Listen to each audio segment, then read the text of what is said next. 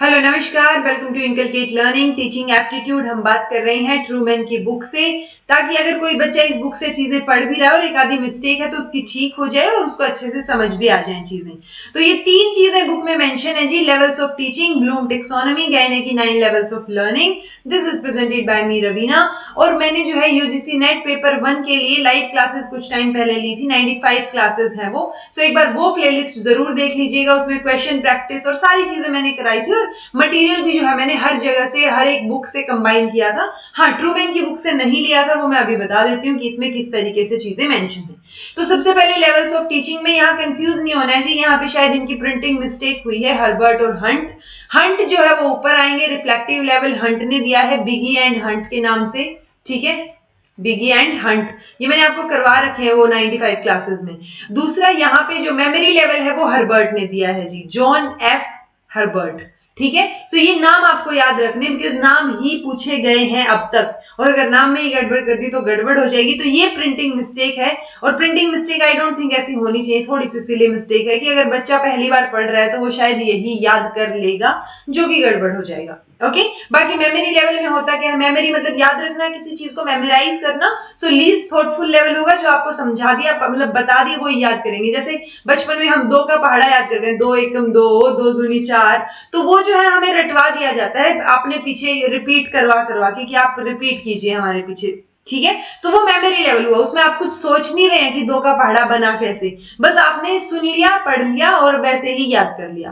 Understanding level में आप समझने की कोशिश करते हैं, ये मॉरिसन ने दिया है। Then reflective level Bigge and Hunt ने दिया है। मोस्ट थॉटफुल लेवल है जिसमें आप कोई भी चीज आपने पढ़ी, कोई भी चीज देखी, उसके ऊपर आप रिफ्लेक्ट बैक करते हैं, सोचते हैं ज्यादा ना, तो वो रिफ्लेक्टिव थिंकिंग हमारा रहेगा। तो ये इतना सा पोर्शन यहाँ पे मेंशन है, ऑल्दो इनके बारे में इन्होंने और भी डिटेल में चीजें दे रखी है, तो वो भी आप पढ़ सकते हैं।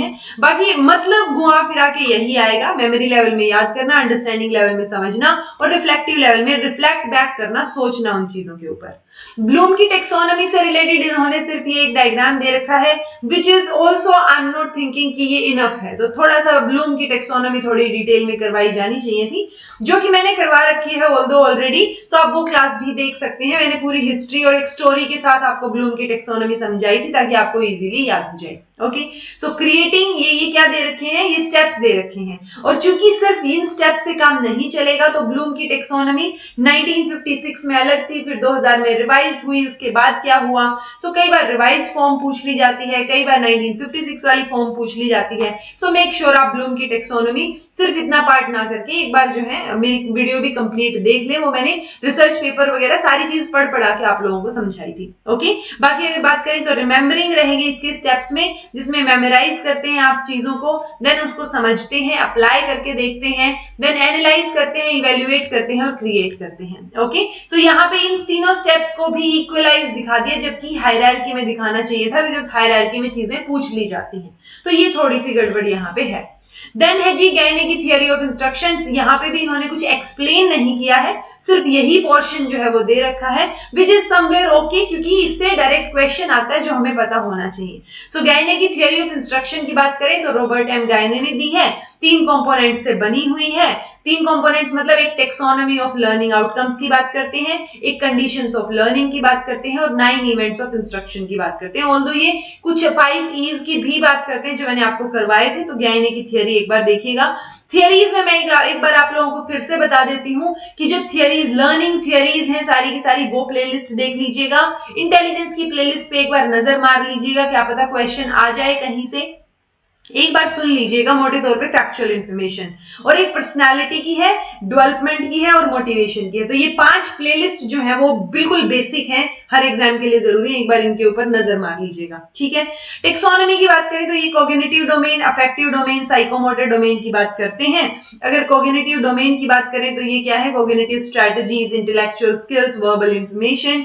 अफेक्टिव डोमेन में एटीट्यूड पे बात करेंगे, और साइकोमोटर डोमेन में ये मोटर स्किल्स की बात करेंगे। ऑल्दो ये डोमेन यहाँ पे इन्होंने पर्टिकुलरली यहाँ दिखा रखी हैं, दी हुई है इन्होंने, बट कई बार इनको ये जो तीनों की तीनों डोमेन है, ये ब्लूम टेक्सोनॉमी में भी मेंशन है।